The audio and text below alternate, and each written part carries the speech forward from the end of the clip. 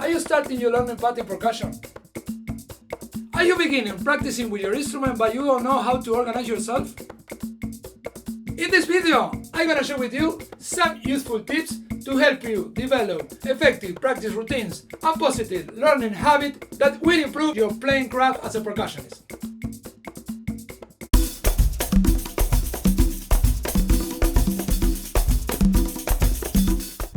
When we first approach and start to learn to play a musical instrument, everything is new and challenging to us. Anything sounds like what we expected, and there is no connection between our hands and our brain. Everything seems wrong and out of place. So when we sit down to play our instrument, a lot of doubts arise and make us hesitate about our playing skills. And that feels like we are juggling with several things at the same time: hand technique, pulse, melody, percussion ensemble, among others. I know, it is a lot, but don't worry, that feeling doesn't last forever.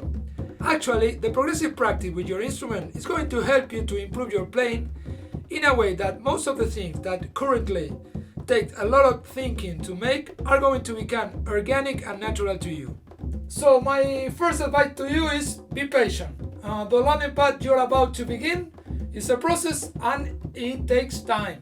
Yes, and also it's important for you to see that every one of us has different needs and learning pace. So don't push yourself too hard and try to enjoy the process along your own learning path in percussion.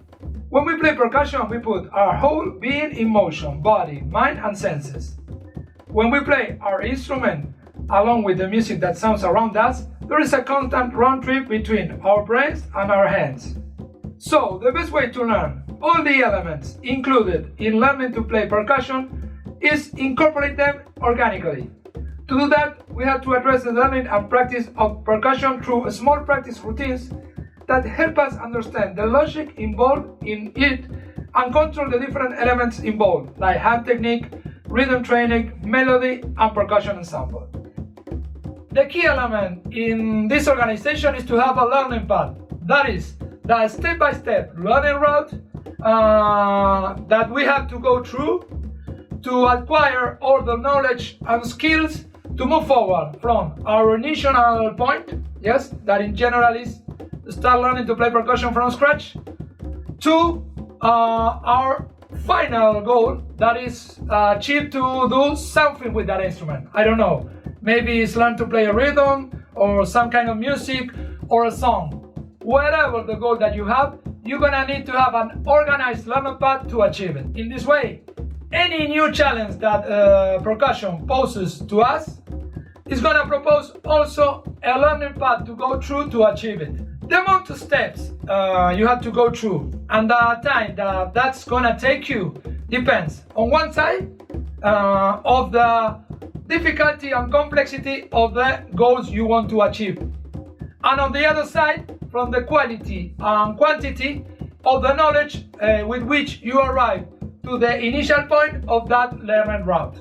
However, learning to play percussion or any other musical instrument is a progressive and incremental process. What I mean is, once that we start our learning path and we move forward in it, any new knowledge or skill that we acquire is gonna be the base for the knowledge and skills that we're gonna acquire in the following steps. So to be very clear, if we compare the learning percussion process with the process of building a house, we can say, for example, that the hand technique is gonna be kinda your foundation. What I mean is, it's something that is really important to develop some other abilities, like maybe playing a rhythm, improvise, create some music, I don't know, any other skill, ability or knowledge you need to acquire.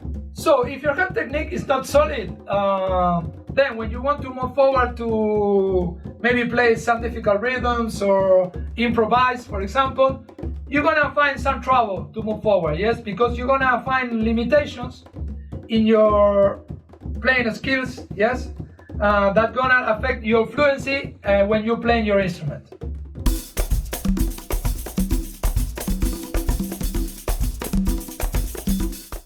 One fundamental element we forgot about when we start learning a process is motivation. It is always important to have a clear goal that makes us move forward in our learning path and that gives sense to all the activities we do in our practice sessions. However, sometimes we set very long goals and after a while they become unattainable, and instead of motivating us, they make us feel frustrated. To avoid that to happen, one strategy I recommend is dividing that big goal into a series of smaller goals that can be achieved easily and in a smaller time.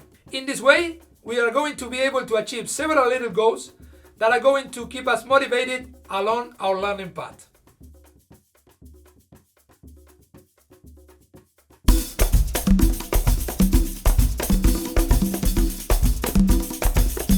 There is a well-known maxim that says, practice makes the master. However, this is a half true because we can say that practice is what guarantees us success in what we set out to learn. But this maxim leads us to several questions such as, how much time do I have to practice? How often? With what intensity? Again, before quantity, you have to seek for quality in the time you dedicate to learn and practice with your instrument.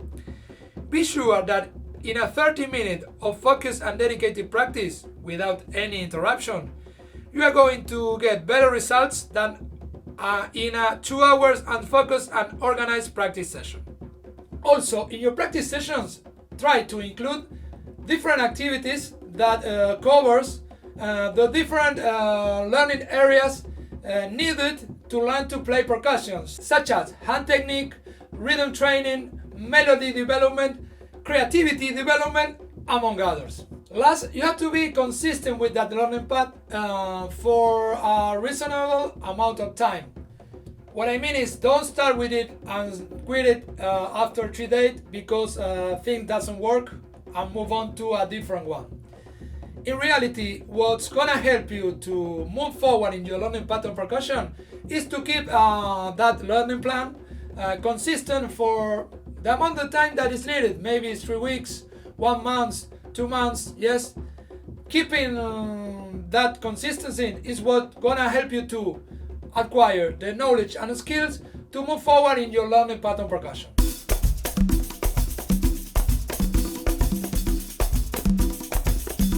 In any learning process, the optimal way to go is start from the beginning. What I mean, start from scratch.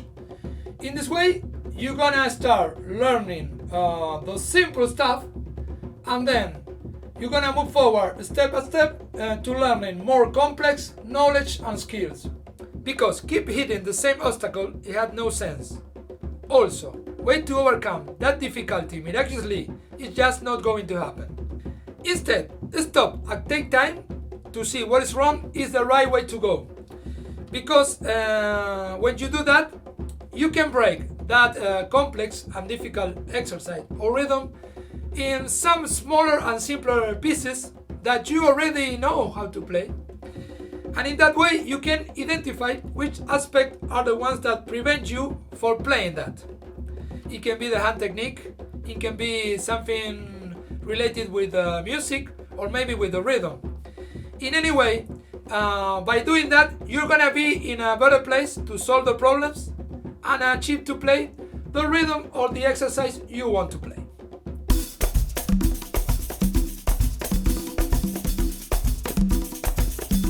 So the best way to learn to play anything you want to play with your percussion instrument, I don't know, rhythm, solos, exercise, anything that you want to play, is to start to play them at slow tempos.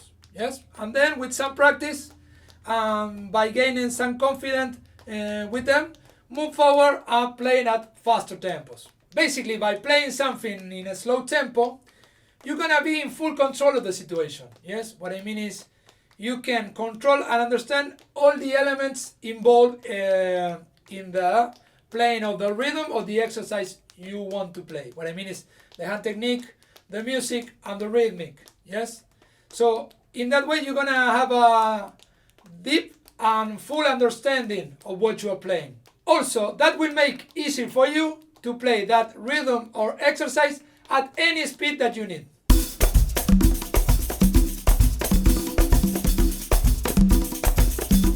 One of the main uses that percussion has in music is keep the tempo and provide a rhythm base to support the other instrument that takes part of the music ensemble. This skill is learned and training by playing and practicing with a metronome or a rhythm machine as ally.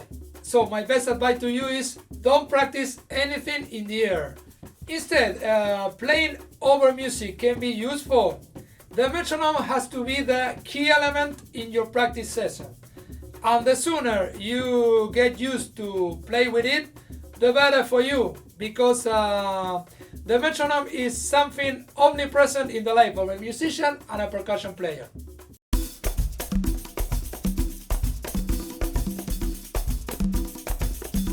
Many times when we put ourselves into practice something that requires a lot of our attention, like maybe playing a rhythm or rhythm and sheet music, we quit paying attention to the other elements that are also important. What happens is that we are so absorbed with our hands and how to move them to play that we put the rest of our body aside. Because of that, it is possible that after a couple of minutes of playing, we find ourselves, our body, in some strange positions that make us feel tensions and that hurts.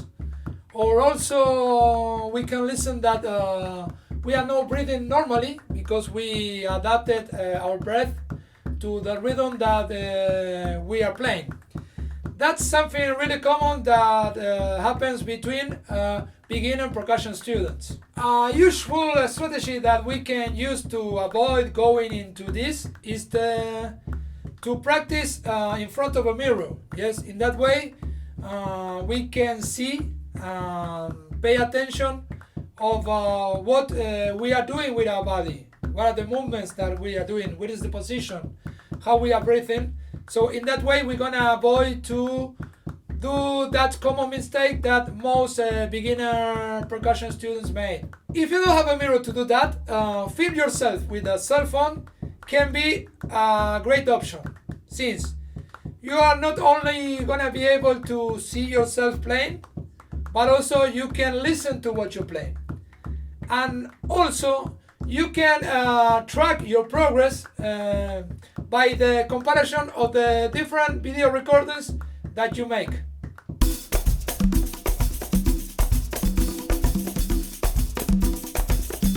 To develop ourselves as percussionists, we have to be able to play in the most organic and fluid way possible.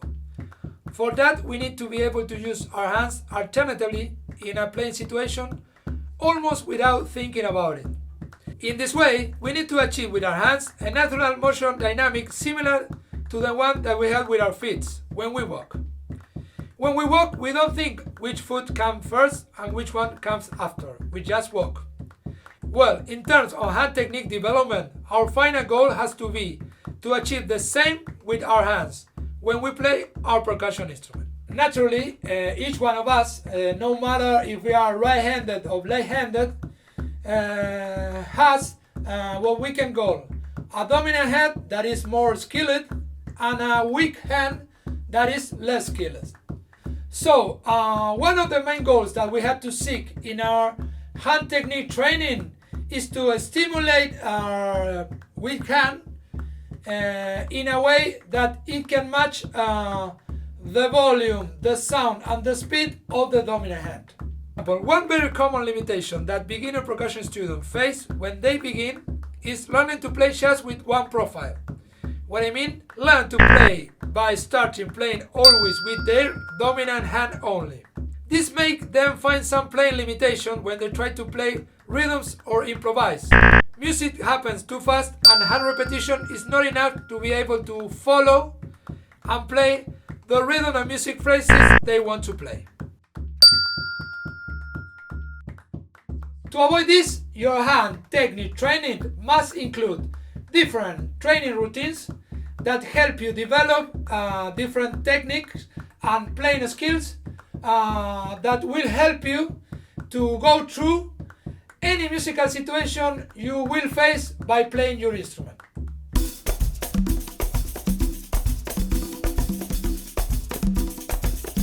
One really important thing that most commonly is not taken under consideration by beginner percussionists is the control of the dynamic range, which is the ability to manage and control the volume at which we play our drum. This ability is directly related to our musicality and our expression as percussionists. So you can understand this concept more easily, I'm gonna give you an example. First, I'm gonna play a version of the Bongo rhythm on Conga in a way that we can call it plain, in a plain version.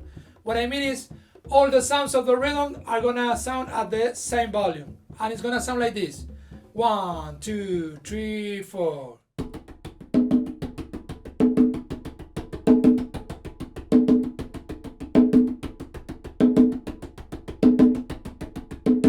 So there you have it, that's the plain version. Let's move on now to the second version, in which I'm gonna play the rhythm with the dynamic range that I mentioned in this video. Yes, and it's gonna sound like this: 1, 2, 3, 4.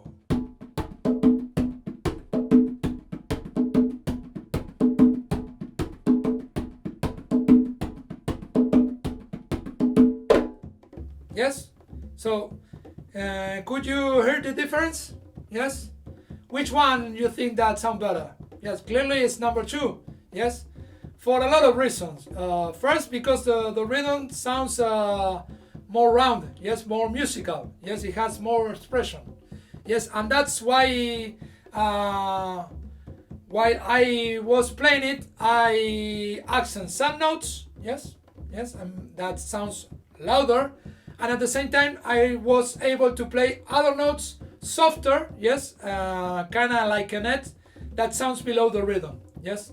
And also with this, something that happened is that when we first learn to play a folklore rhythm, we kind of get right the figures and the notes that we have to play, but we don't get the sound right, yes.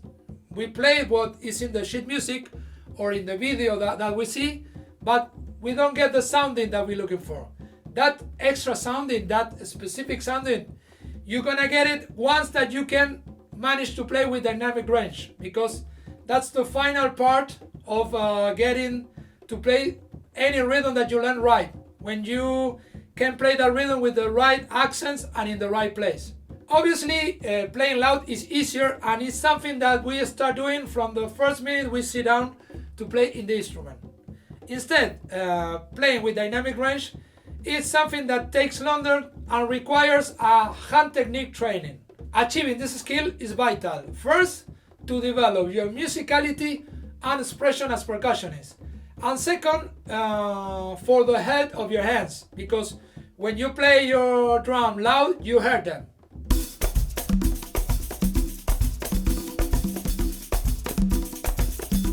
Making mistake is something really human, and to complete the concept, that is also a main element in our process of learning new things. Those who commit themselves to a learning process pretending not to make mistakes make the worst mistake, because by denying that fact, they are going to struggle with something that is beyond their control, and they're going to face a lot of disappointments along their learning path. Mistakes are a main element in any learning process, because the human learning process is built around the logic of trial error. So it's better for you to assume that fact and use mistake as a way to identify problems, find solution, and in that way move forward and become a more skilled percussion player.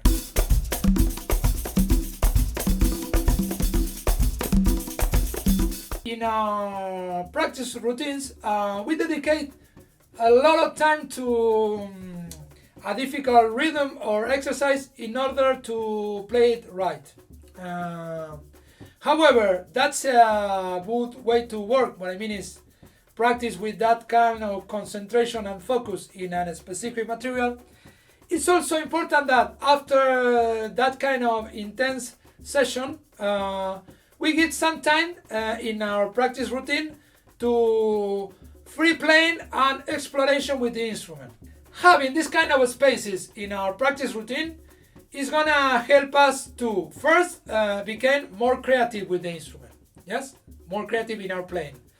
And second, it's gonna help us also to become more confident with the instrument, because in these spaces we are going to play the instrument more freely. What I mean is with no rules. Also, these free expression spaces are great to put any of the contents and skills we learn or train into practice. Yes, and also it's a way to incorporate them in an organic way, because in this space we are using them to create our own music and rhythms with our instrument.